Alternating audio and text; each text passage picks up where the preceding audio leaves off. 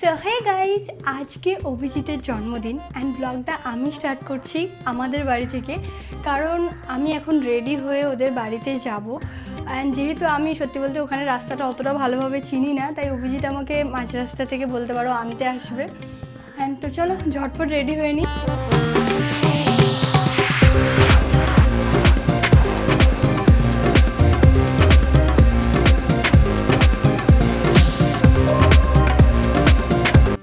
আমি রেডি হয়ে গিয়েছি, আমাকে ভালো লাগছে।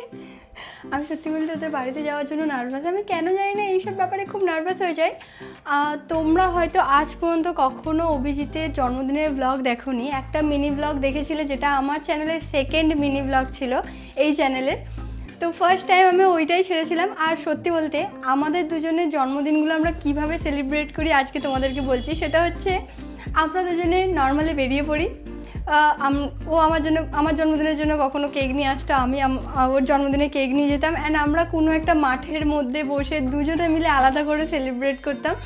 আমরা সবসময় একটু এইভাবে সেলিব্রেট করেছি জন্মদিনগুলো।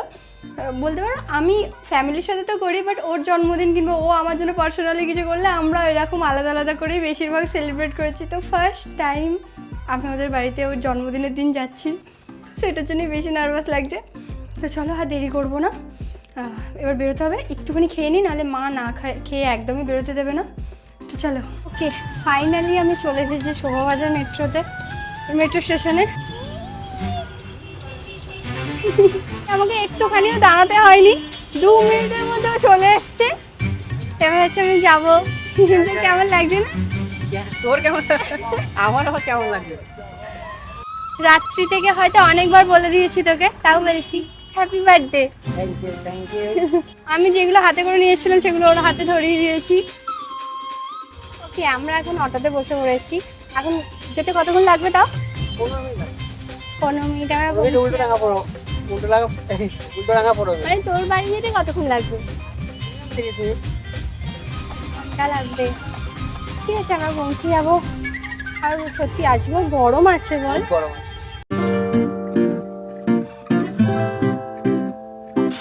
আমাদের বাড়িতে চলে এসেছি, আর এসে আমার প্রথম যেটা নজরে পড়েছে, নজরে পড়েনি, আমাকে দেখিয়েছে, তো ওদের দেখাচ্ছি। কেউ এসে দেখলে কিছু বলিস না, বলে না? কিছু বলে না? না কিছু বলে বলতে সবাই জানে, দেখেছে তো, অনেকে টিভিটা দেখেছিল আনবক্সিং এর সময়, তখন বলেছিল এইটা এখানে রাখা আছে। তাই আরেকটা জিনিস দেখাচ্ছি, আমার শাশুড়ি মা, আমার মা হচ্ছে ফুল ট্রেনিং দিয়ে রেখেছে সব ছেলেদেরকে, ঠিক আছে? ও সমস্ত রান্না জানে, আমি এটা আগেই বলেছি। এবার আমার ভাইকে দেখাচ্ছি, মানে আমার দেবরকে দেখাচ্ছি, ওকেও ট্রেনিং দিয়ে রেখেছে রান্নার। ভালো, খুব ভালো, এটা আমার জন্য খুবই ভালো, কারণ আমি তো মহাকুবে। আমি আসার আগে সব কিছু করে ফেলেছে, শুধু আর একটু বাকি আছে। আর ভাই তো অর্ধেক রান্নাঘর ঢুকে গেছে, আমার কিছু করতেই হচ্ছে না। তুই কি আদৌ রান্না করছিস নাকি? না, কিছু করে আমি তো দাঁড়িয়ে আছি এখানে, আমাকে কিছু করতেই দিচ্ছে না, আমি করবো কি? এখন আমরা বড়ি আনতে এসেছি। মা করেছে তো এগুলো, না কেনা বড়ি? মা করেছে বড়ি দিয়ে বরণ ডালা করছি। এইটা বরণ ডালা? হ্যাঁ, সেই চিখই পোড়ানোর সময়। ভাই অনেক কিছু জানে, আর ভাইয়েরও তো বিয়ের বয়সটা হয়েই এসেছে। লজ্জা পেয়ে গেছো। চলো নিচে যাই এবার। এখন বাজে হচ্ছে এই যে এখানে 1:30, আর ও এখনো পড়ে আছে, এখনো স্নান করেনি। যাবো স্নান করতে। হ্যাঁ, অমনি যে আমি জানতাম ক্যামেরাটা চালালেই একমাত্র তুই উঠবি। বাইরে বৃষ্টিটা এখন হচ্ছে না। তুই কি বৃষ্টিতে স্নান করবি? না মানে ওটাই দেখছিলাম আর কি। এই সবে বৃষ্টিটা শুরু হলো, সবে বৃষ্টিটা শুরু হলো, অমনি বাহানা পেয়ে গেল।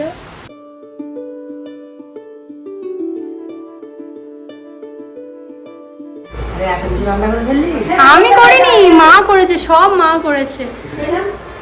আমি আর ভাই গিয়ে শুধু একবার করে খুন্তিটায় হাত দিয়েছি। এর মধ্যে কোনটা সব থেকে ভালো লাগে? কোন খাবারটা সব থেকে পছন্দ এখানের মধ্যে?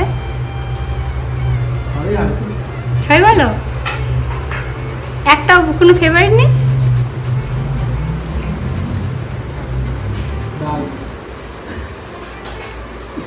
কেমন হয়েছে বল, খাচ্ছিস, কেমন রান্না হয়েছে বল। ভালো আছে মাকে বল। চোদ্দ রকমের রান্না আছে। রান্না কেমন হয়েছে? তেমন খাইনি, ভালোই হয়েছে, সবাই সব খেয়ে নিয়েছে। সকাল থেকে রান্না করছি তোর জন্মদিন বলে। এসে দেখে দেখছি মা কত রান্না করেছে, এবার আমি খাবো, মা খাবে। সো এখন আমি বাড়ি চলে এসেছি। ওখানে খাওয়া দাওয়া কমপ্লিট করার কিছুক্ষণের মধ্যেই আমি বেরিয়ে এসেছিলাম, কারণ সন্ধ্যেবেলা অভিজিতের একটা জায়গায় জন্মদিন সেলিব্রেশন হবে। তো আমি ওই জন্য একটু ফ্রেশ হয়ে রেডি হয়ে যেতে চাইছিলাম। আর সত্যি বলতে আজকে মানে সন্ধ্যেবেলা বাবা আর মা ওখানে আসবেন না, কারণ যেহেতু বৃহস্পতিবার ওনারা বাইরের কোনো খাবারই খান না। তো আমরা সবাই মিলেই যাব ওখানে।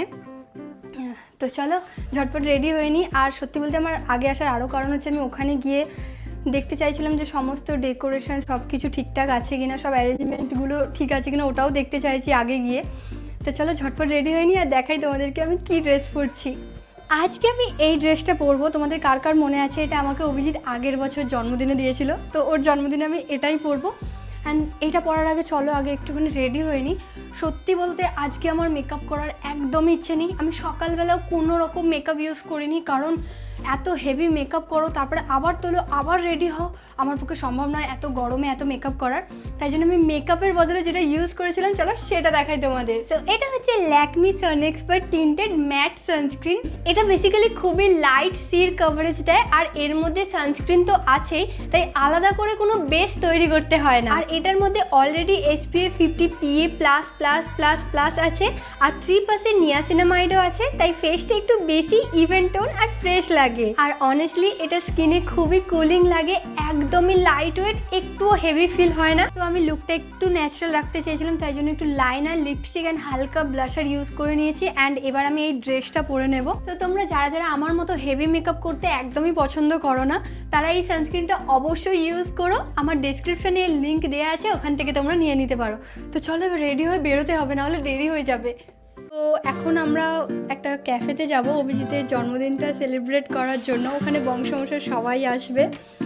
সো চলো যাই, অ্যান্ড গিয়ে বাকি কী কী হচ্ছে দেখাবো।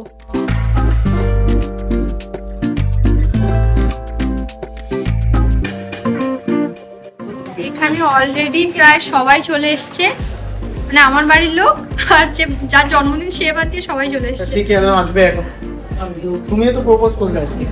না না না, তুমি ফুলের গানে ওকে। এখন অভিরূপ মাকে নিয়ে এসেছে ফটো সেশনের জন্য। জন্মদিনে কোনোদিন নার্ভাস হয় কেউ বল? আমি এবার তোর সিচুয়েশনটা বুঝতে পারছি সেদিন থেকে চোখ মুখ দেখে। আমারও এরকমই হয়েছিল, ঠিক সবকিছু ঠিকঠাক না হলে বার্থডে বয় নাম তুই নার্ভাস? হ্যাঁ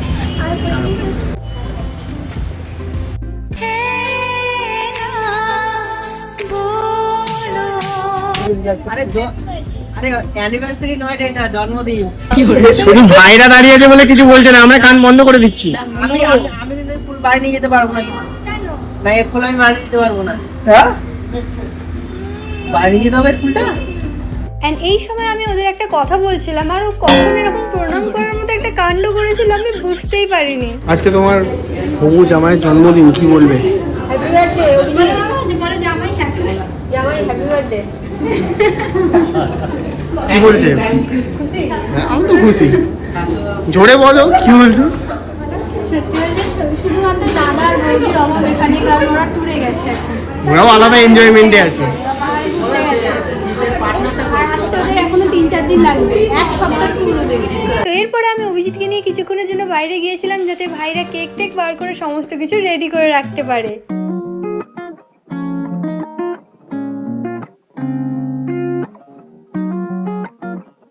সত্যি বলতে অভিজিৎ সমস্ত কিছুতে এত লজ্জা পাচ্ছিল যে তোমাদের কি বলবো। তো ফাইনালি আমরা সবাই ভেতরে যাই অ্যান্ড ওকে ওর বার্থডে কেকটা কাটার জন্য বলি।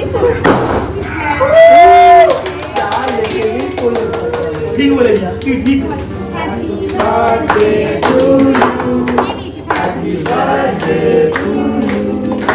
কিছু একটা স্পিচ দাও, তুমি একটু মানে একটু মনের কিছু কথা বলো, আমরা শুনি।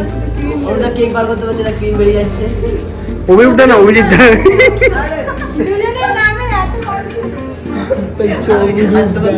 ক্যামেরা দিয়ে রাখিয়ে বলছি তো।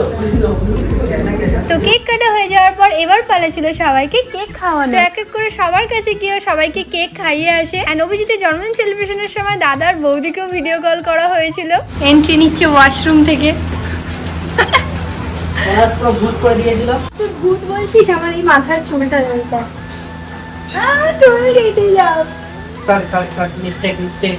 এই চুলটা পুরো মানে আরো বেশি ছিল, আমি অনেকটা ঝেড়ে দিয়েছি। আমাকে তো এখানটা দিয়ে ওই যে ফাটানো এটা দিয়ে কিছু একটা এসে পুরো এখানটা আমি শুধু নিজেকে কন্ট্রোল করে নিচ্ছি, কারণ তুই সেই টাইমে কেকটা কাছে রিয়াকশন দেবো না, কেকটা কেটে নিই। আমি জানিস তো একটু না বেশি সব কিছুতে নার্ভাস হয়ে যায়, আমি না সেইভাবে অতটা প্ল্যানিং করতে পারি। খারাপ হয়েছে, সব তো ঠিক আছে। তবুও না এটা তুই ছোট করে বলতে পারিস, কিন্তু আমার কাছে অনেক প্রেম করার জন্য আলাদা করে প্রাইভেট রুমে ঢুকে গেছে। আর এটা প্রাইভেট রুম, ওই জন্য। হ্যাঁ ওইটা দেয় তো, এই যে প্রাইভেট রুম। আমরা সবাই এখানে আছি আর এরা দুজনে হ্যাঁ আর জুসটা খাওয়াতে এসেছিল। হ্যাঁ অনেক মাই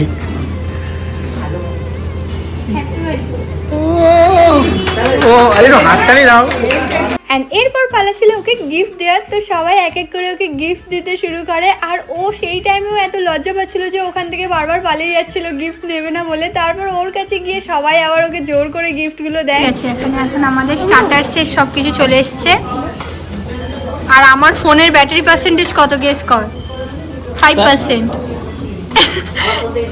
যে কোনো মুহূর্তে আমার ফোন সুইচ অফ হতে পারে। আমিও সেম, কোনো কিছু ব্লগ থাকবে আমার 5% চার্জ থাকবে।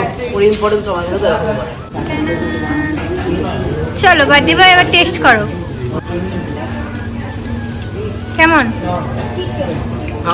ভালো? হ্যাঁ ভালো খেতে, ভালো খেতে। নিমন্ত্রণ বাড়ি আসিস নি, রেস্টুরেন্টের কথা জিজ্ঞেস করেছি। ভালো খেতে তো? হ্যাঁ ভালো খেতে আছে। ভালো লাগছে? বারবিকিউ নেশনে লেগেছিল, আজকে আবার করবো না। মনে হচ্ছে আলুর পাশে ঢেঁড়স। ভাই এখানের মধ্যে কোন গানেরটা ভালো লেগেছে? পিৎজা। বোতামটা আমার থেকে একটা খুলে যায়, বলছি আমার একদম কানে দুলটা একটু দেবে, একটা নিলে কেউ বুঝতে পারবে না। কোনো জায়গায় গেলে কোথাও সুযোগ ছাড়ে না, ঠিক আছে? খালি প্রেম করে, খালি শুধু প্রেম করে। আবার এদিকে কি বলে মারামারি করছে। কই মারামারি করছে? মারামারিটা রিয়েল নয়, ওটা মানে ওর মধ্যে ইনক্লুডেড। হ্যাঁ মানে রশি একদম প্রেমের বন্ধন মারামারি। এই আমি দেখাচ্ছি যে এরকম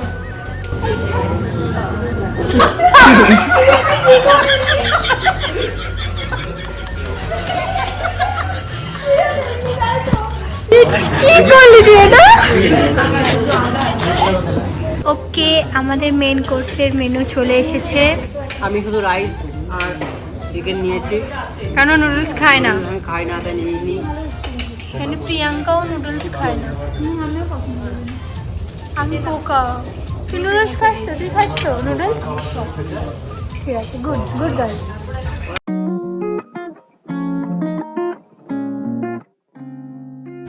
ভালো লেগেছে?